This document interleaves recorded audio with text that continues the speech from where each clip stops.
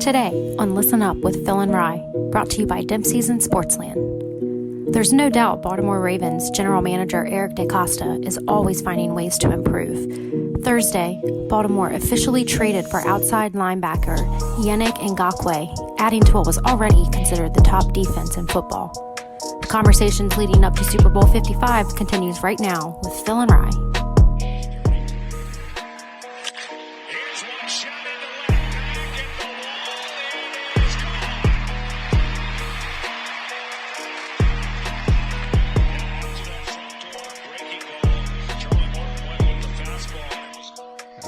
Yes, sirree. Shout out to Joe Buck and John Schmoltz.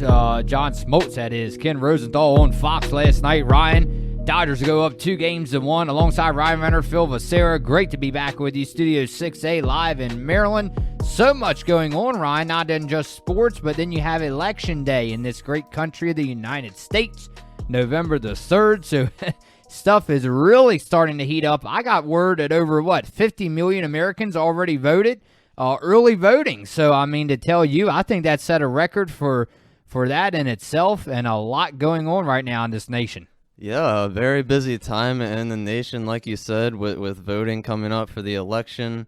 And, of course, the World Series, the Dodgers go up 2-1 last night on the Rays. And we got big news in the NFL that we're going to talk about today, so I can't wait to get started. That's right. Well, it was Justin Turner's home run last night off of Charlie Morton that made it 1-0. But Ryan, the final score was 6-2, Los Angeles. And again, on the call, shout out to Joe Buck. It's always good hearing from that crew on Fox. It's right now the Rays are absolutely struggling to get the starting pitchers out early in these games, and that's the Dodgers doing a good job. Their starting pitching is on point.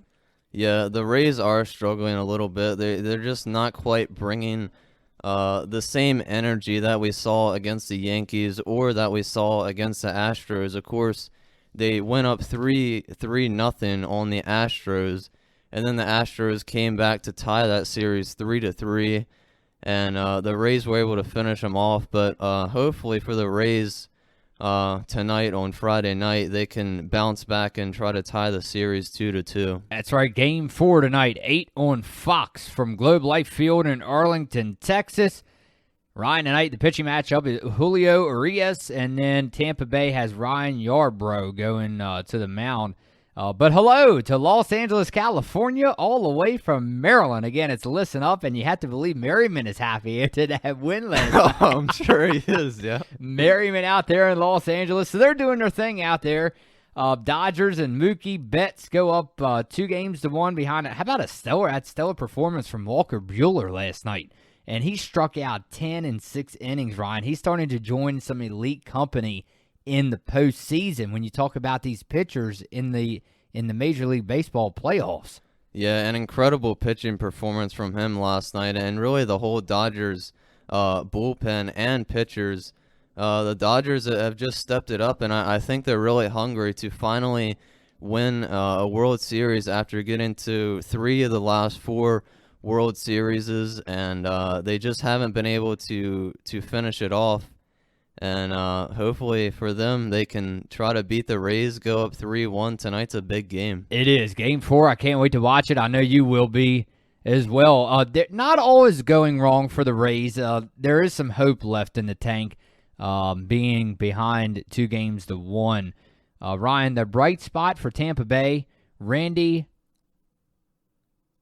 Arozarena. Arozarena. Yeah, Arozarena, yep. Arizona. He continues, but I tell you, he continues to rake and bake. 8 home runs, 23 hits so far in these playoffs. And I don't know if you saw last night in made playoff history, he's the 23rd hit of the postseason, and that passed the rookie record set by who else? Derek Jeter in 1996. Yeah, I did see that. That is quite an accomplishment, and Arozarena is just among one of the players on that Rays roster that really stands out, and for him to be a rookie and really step up for the Rays is really big for them. And I've said this before, the Rays have so many guys on their whole team, not just on the field, but in the bullpen. All their pitchers and hitters, or most of them anyway, you haven't really heard of a lot of them before. So the Rays, whether if they win this World Series or not, I believe they do have a really bright future ahead of them. A Rosarina. I just remembered how they said it last night on Fox. Randy Rosarina, the bright rookie for the Tampa Bay Rays. Hey, Ryan, let's not forget that October is Breast Cancer Awareness Month. I want you to find out how you can support and join the fight for a cure in your local community, or visit www5, that's www.5.komen.org to see how you can donate to the Susan G. Komen Foundation. And Ryan, again, our thoughts and prayers with all those families that have lost loved ones due to breast cancer, such an evil disease, if you will, and we're just still trying to fight for a cure. Yeah, of course. All of our thoughts and prayers go out to those who know or lost somebody that had breast cancer or any type of cancer. And Terrible illness. Yeah, it's a terrible illness, and October is Breast Cancer Awareness Month, so we cannot forget about that. Hey, listen up. We're going to start coming to you live on these episodes with some different facts and articles of the day, and also birthdays of the day. And Ryan, I looked this up last night. The Listen Up birthdays for today. Today, October 24th. Guess whose birthday? Turns 34 today. Drake, the rapper. How about that? Yeah, that's a good one. Drake. And then, how about this one? The athlete of the day. The birthday of the day, left-handed pitcher Arthur Rhodes. He played with the Orioles from 1991 to 1999. And he turns 50 today. So he's officially reached the mountaintop. Ryan, he was an all-star in 2010 with the Reds, and then a World Series champion in 2011 with the Cardinals. So happy birthday to Drake and left-handed pitcher Arthur Rhodes. Yeah, happy birthday for sure, and we'll continue to do more of those. So that's it. Here we go. Getting into the first topic of the day, the main topic, that is. Ryan, Yannick Ngakoue signs with the Baltimore Ravens, and the Ravens gave up a conditional fifth-round pick and a third-round pick to the Minnesota Vikings. Ryan, I'm just going to get started out by giving you a little rundown of the stats to know, and I'll give you my take, and then after that, I'll sit back in my chair, relax, drink my hot chocolate, and let you take over on the show. The stats to know, what I put down here, he had 42.5 career sacks in 69 games. He's registered at least 8 sacks in all of 4 of his previous NFL seasons. He has 5 sacks in 6 games with the Vikings this year. He was a third-round pick in 2016. He was drafted by Jacksonville, and he played with Minnesota and now Baltimore. And Ryan, I never knew, I have to admit, being a huge sports fan, he played for the University of Maryland. Yeah, I saw that too, yeah. And he holds a single-season record in sacks there, 13.5, during his junior year in 2015. So he's a native of Bowie, Maryland. So I'm sitting here on Thursday. Again, Thursday was what, the 22nd? And, of course, I'll wake up to what else? The notifications on your phone, like always. When you're asleep, huh? When you're sleeping in late, that's how you usually find out. Not the TV anymore, not the radio. It's always your cell phone. Everything is phones nowadays. On the phone, yep. Notifications.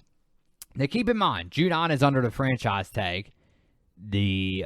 All of Baltimore's, I've read this, all of Baltimore's outside linebackers, after this year, except one, they're under contract, or they're set to hit the free agency market.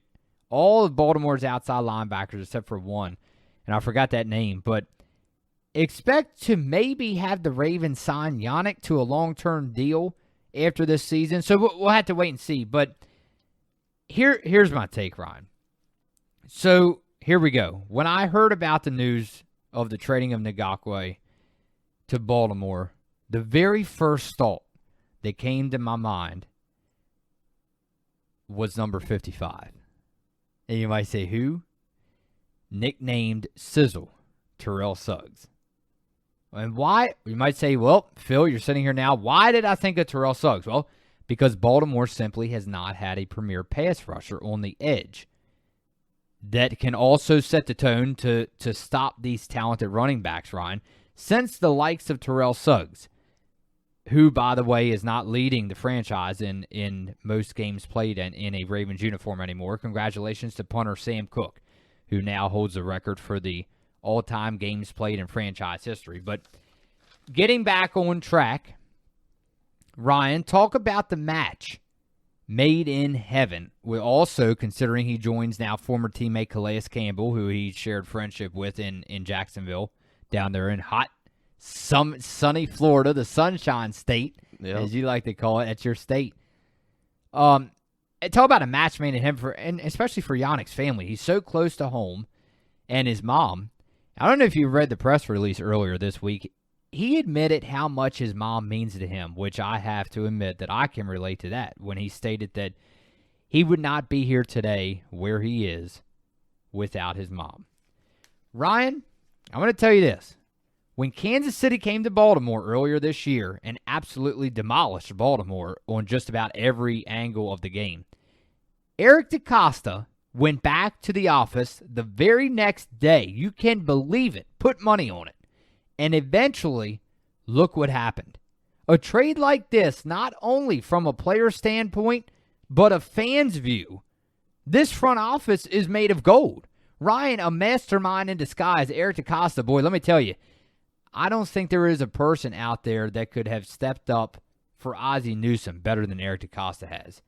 And you take a look at Baltimore's schedule. That's why I really wanted you to get your take on this, and I can't wait to see what you have to tell me. You take a look at Baltimore's schedule, okay? You have the Steelers coming in, who has yet to lose any games, the Indianapolis Colts, the New England Patriots, and the Tennessee Titans, and then you go back to playing the Steelers again on Thanksgiving. And then, sorry, no disrespect to you, Ryan, but the competition kind of drops off after that. In my opinion, the schedule gets weaker as the Cowboys come in, and then the Browns, Jaguars, Giants, and Bengals to finish up the schedule. So, with that said, Baltimore is entering the most crucial and formidable part of its 2020 schedule. Would you agree? Yeah, I would agree with that, and I'm glad you brought that up because I didn't realize that they had that tough schedule coming up. I knew they played the Steelers, but then you have those good teams after that. And I would agree with you that it does drop off. It's strong. It's getting stronger, right? Yeah. After then they play the Cowboys, and that's when it's going to drop off, and the Cowboys will probably get blown out. But so it's again a critical and formidable part of its 2020 schedule as for the Ravens. So you can easily see why this trade gets an absolute A+ in my opinion. But let me tell you, Ryan, I think Baltimore was unable to sack Patrick Mahomes. I think. During a full 60-minute contest earlier this season. And I think that they were not even able to rack any quarterback hits in that game, which is absolutely I was shocked. I was shocked because when you talk about, Ryan, when you're stacked at every position on a defense like Baltimore, you just can't play a full game without at least getting a few sacks or at least pressuring these elite quarterbacks. Mahomes scrambling, it kills you every time. And now, Ryan, I think Don Wink Martindale's unit can possibly play more of that 3-4 defense without blitzing so much. So that should sit well for corners Marcus Peters and Marlon Humphrey, who are always hungry for more picks. And but getting back to the hardest part of the Ravens schedule, Ryan, it's also broke down the quarterback and the running back duo, which I thought you would like a lot.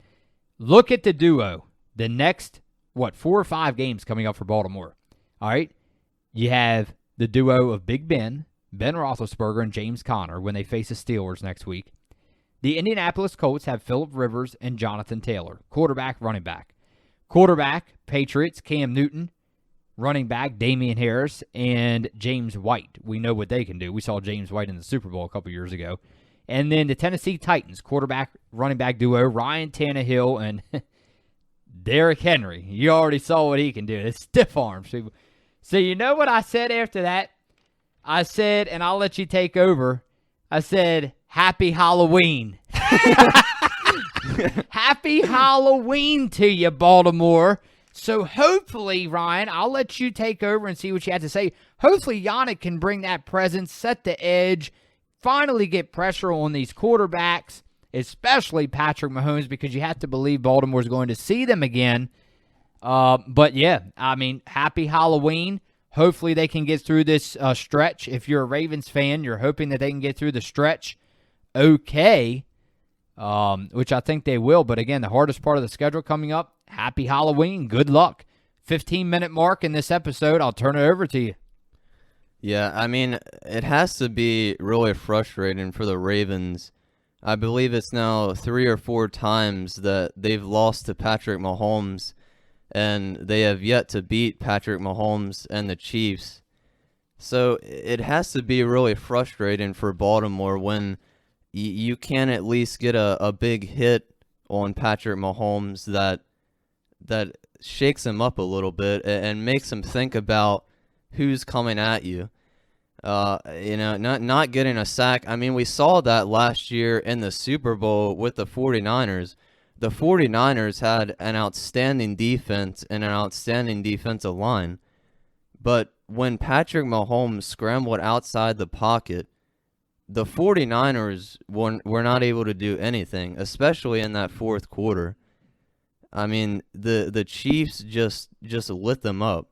And Patrick Mahomes was able to find a way to beat the 49ers in that defense. So, I mean, this is just a huge pickup for the Ravens, and they pretty much gave up nothing, a 2021 third-round pick and a 2022 conditional fifth-round pick. Yeah, and I was hearing rumors that they would actually get the third-round pick back if Yannick decides to not sign with Baltimore next year. Yeah, I believe that is correct. So it's just they pretty much got him for nothing, and like you said, it gives the Ravens a real pass-rushing threat. Calais Campbell, Derek Wolfe, Brandon Williams. I mean, these guys are all run-stopping defensive linemen, but now you bring Ngakoue in, and he's their main pass-rushing threat now on that defensive line, along with Matthew Judon. And just when you thought that the Ravens have one of the best defenses in the league, and they do, and you thought, well, it can't get any better, right? Well, now it did. It just got better. Yeah. But like the good man on Fox, he the other morning I was listening to him. He breaks down a lot of football news and stuff, and he goes, "Good luck to Joe Burrow," because I mean these past 2 games you saw how Baltimore tortured. I mean, absolutely scorched Carson Wentz and Joe Burrow. Joe Burrow left that game. What was it, last week or a couple weeks ago? Ryan, he had grass stains all over his white jersey before he even got out of the first quarter. I mean, and that's and that's, again, we go all the way back to before you were even born, Ryan. This stuff has been happening for decades. Ed Reed and Ray Lewis brought that kind of passion to the game, and that's still what's there today. If you're a rookie quarterback in the AFC North, are you nervous? Are you scared? Do you want to take your Tylenol before you go into the game? Because you're going to get roughed up. And now, like you said, Ryan, it's unbelievable. But now I understand you take that mentality one game at a time. But my big question to you, will this serve as a difference maker when Baltimore plays Kansas City again? Yeah, I mean, I think it will. I mean, it has to, right? I mean, they have to get past the Chiefs and Patrick Mahomes at some point to be able to get to the Super Bowl. And that's probably who they're most likely going to see Kansas City again somewhere in the playoffs. And I think we all want to see that matchup again with the Ravens and Chiefs, possibly in the AFC Championship game. Of course, we'll have to wait to the season to see how things wrap up and look at the playoff picture. But I mean, Baltimore has to get past Kansas City if they want to get to the Super Bowl. And I think it's just now with the Ravens having so much hype around their defense and also their offense. I mean, they have the MVP Lamar Jackson. Well, and then I saw your guy Des Bryant may sign on the practice squad, but how long will he last there? I mean, you have to believe with the strength that he has and the will to play, I don't think he's going to sit on the practice squad too long. Yeah, on Thursday they did get Des Bryant to the practice squad, and I would assume that after he tests negative for the virus, he gets those tests out of the way. I'm sure Des Bryant is not going to sit on a practice squad roster, and I'm sure Lamar can't wait to throw to Des Bryant. And I tell you, it's shaping up to, you probably don't remember, back in 2000, I don't know, was it 10 or 11, where they acquired Anquan Bolden, the strong and nifty wide receiver from Arizona. I tell you, it's starting to look like that they may be forming something special again. But although, like you said, we'll have to wait all leading up to Super Bowl 55. I believe it's on CBS this year, so we'll have to wait for that. It's about 3 months away? Yeah, about 3 months away. 4 months away. Ryan, in other news, we have about 5 minutes. Antonio Brown signed with the Buccaneers yesterday. I'm not surprised by the move myself, although we talked about him way back when. Yep, we did. The premiere of this show, and you and I both thought that he would never play in the league again. But no doubt he will make a positive impact on the field if he can behave. That's the main. Yep, that's the main thing. That's the main thing. The past is the past, but Ryan, he proved us wrong again. Like I said, we had him out for the remaining of his career, or the remaining of his life. That is, we never thought he would be on another football field. But Pete Carroll and the Seahawks, it was possible rumors where AB would go with them, but I guess Pete Carroll saw something that obviously that we all saw off of the field, and Pete Carroll didn't want any parts of him. Yeah, I think Seattle was in the mix. They were definitely in the mix, and I thought they were the main front runners to sign Antonio Brown. But of course, Seattle being undefeated, of course they have Tyler Lockett, DK Metcalf. Those two wide receivers have been lighting it up, and so has Russell Wilson this season. So this is a really good signing for the Tampa Bay Buccaneers, especially with wide receiver Chris Godwin. Missed 3 games this season for the Bucs, and Mike Evans, he's battling an ankle injury the past couple weeks. It's limiting him in practice, so this is a really big pickup for that dangerous Tampa Bay offense, and hopefully now with bringing Antonio Brown in, and I know he can't wait to get back on the field with Tom Brady like he did in New England, and of course that didn't work out, and now they reunite in Tampa Bay, so I think AB will be able to have an immediate impact on that Bucs offense. Well, again, giving his foolish acts off of the field, Ryan, that has, in my opinion, tarnished his football career. I did not see him as the same player that I saw in Pittsburgh when he used to be a member of the AFC North. But nonetheless, Ryan, good luck to him as he joins the cast of Brady. And again, you mentioned as he joins wide receivers Mike Evans, Chris Godwin, and Scotty Miller, the front 3 starters for the Tampa Bay Rays. Tampa Bay Rays. Thinking about the World Series tonight, the Tampa Bay Buccaneers. So that's it, Ryan. I tell you, it's a pleasure actually to have you back in the studio. I wanted to ask you, how was your time off last week? It was like a little vacation from Listen Up. Yeah, it was good. I unfortunately missed the last episode, but I was excited to get back to this one. And well, we missed you. Let me tell you, I definitely missed you. It seemed a lot different recording by myself in here, but Austin and I got through it, and we produced it, and hopefully you were satisfied. Yeah, I was. I thought he did a really good job. So, all right, my friend. Well, I tell you what, without further ado, we'll go and wrap things up. Ryan, I want to go ahead and, of course, I don't think you'll be sitting in for this interview, but it's scheduled for later this evening, and then posted up either this evening or tomorrow. We want to remind you to tune back into this YouTube channel as Colin Turner joins Listen Up. So very excited for him to join the show. Calling into Frederick, Maryland, live, airing on the YouTube channel. He was born in Poolesville, Maryland, Ryan, and he attended Angelo State in San Angelo, Texas, and played Division II basketball for NCAA.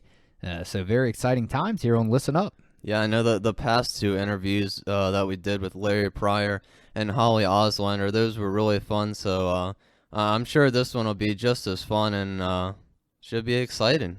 Ryan, it's been a pleasure. I'm glad to see you back in 6A. You're looking sharp. Your braces are off. You got your hair cut. Everything's going well.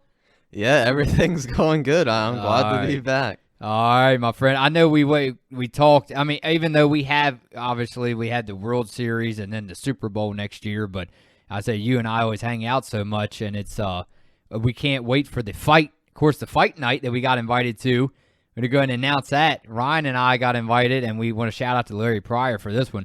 We got a special invitation to New Hampshire, so you might see the Listen Up crew in New Hampshire in about a couple weeks, the weekend of November 14th, I think it is. So I'm very excited to hit the road and head up north. Yeah, it's going to be a long drive, but I think it'll definitely be worth it on November 14th for that fight. I've never been to a live fight, so it should be a lot of fun. Yeah, and we'll see if we can get backstage here and join Larry Pryor before or after the fight and get some footage of him and maybe an interview or two for Listen Up, record it on our phones and somehow air it for our friends back here in Maryland. But again, we want to thank you for all the love and support. I'm still receiving text messages and phone calls and saying how much they love tuning in. So again, we want to appreciate all of your support. For all of us, Studio 6A, producer Alston Anita, photographer Sean 10, I'm Phil Sarah. And I'm Ryan Renner. Saying a good evening from Maryland. We'll see you next week.